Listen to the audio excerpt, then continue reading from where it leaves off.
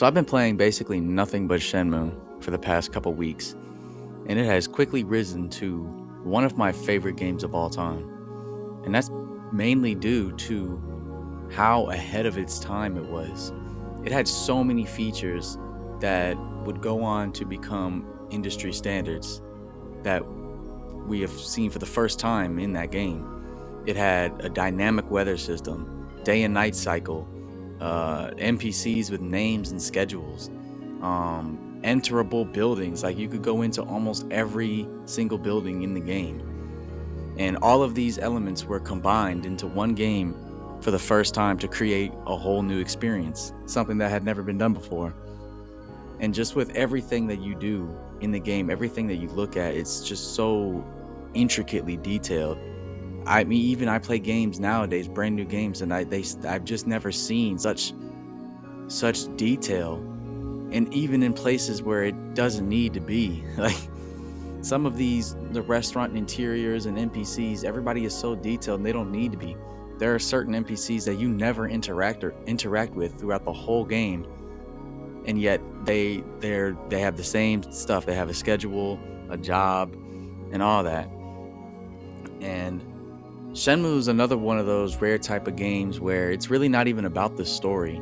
The game is about interacting with the world. It's about just basically just hanging out in the town of Debuita. There are several moments where you're playing the story and you'll just get told that you need to come back tomorrow or come back at a specific time. And sometimes this can frustrate a player, but this is because Shenmue wants you to interact with its world as much as possible.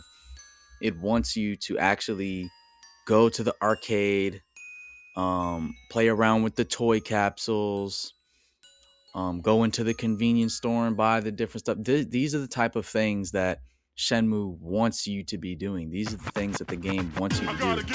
And that's why it gives you these times, these breaks in the game where you're told to, the one mission with Charlie where you're told to come back tomorrow at 3 when you just got there at 2. So it's moments like that that can be a bit frustrating, but all in all, it's teaching you to just to slow down, enjoy the world, enjoy the game. And it's things like that that I've started to really not only appreciate, but just love Shenmue for. It wants you to slow down and just enjoy the game, and I love it for that. And another reason is how this is probably the biggest reason, is just of how detailed the NPCs are. And I'm not talking about graphics. I'm talking about every single NPC has a name, has a schedule, has a job. You'll see them throughout different times in the town. Certain NPCs can only be seen at night when they come in from their jobs and stuff. It's so detailed. And there's even, Shenmue originally came with 4 discs. That 4th disc featured it was like an online disc, and it had a whole bunch of different features. I'm gonna see if I can get some footage of, there's actually an app that I found a way to download that preserves disc 4. Now, while I've never actually been able to see what the real disc looks like, from what I can see from this app, it seems like it goes out of its way to preserve the contents of disc 4 in its entirety.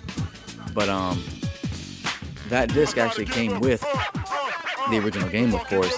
And what it had was details of everything in the game, everything from the town. You can click on different buildings. It'll show you, give you descriptions of different buildings. But the best part is the NPCs. You know, you'll see a lot of NPCs walking around throughout the game. You don't think much of it. But when you stop and look around, you're like, who's that guy? What is he doing? And you can go into the app and, for example, I've seen this guy. He's kept walking around drunk in the town. And so I go in the app and I look up and I read the description about him. It turns out he's not actually even drunk. He's just acting. It's like you would never know that unless you go into that. And then I saw that there was this other drunk man, but his drunk animation was a little bit different from his. So I went into the app, and he's like, and he had a whole description too. He's got like a whole job and stuff, but he's like actually a drunk guy just wandering around the town. And it's little details like that I just absolutely love with Shenmue.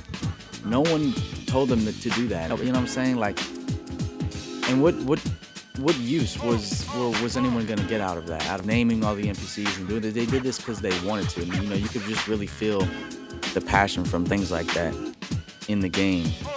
And Suka Pass in general, that's what the app's called. Is in general is just I've been absolutely loving it. I go into it like almost every time I play the game and I see an NPC, I'm like, who's that guy? I go in here, I look at it, and then even when you get into the warehouse section, the app of course has details about all the warehouses. Like, who even cares really? Like, you can, but seriously, I think it's cool though.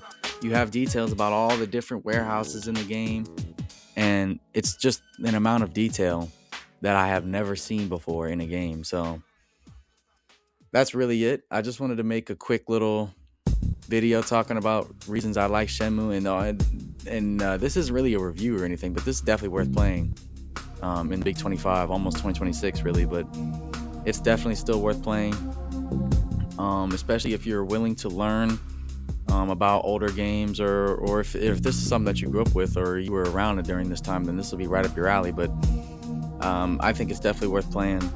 I've been having a ton of fun with it. I mean, the story as well is good too, but you can really tell that the game was really built from the ground up to be about interacting with the world. This is why throughout the game you'll mainly be spending most of the time just talking with NPCs, trying to find out more about the main villain, Landy, and what's going on with that.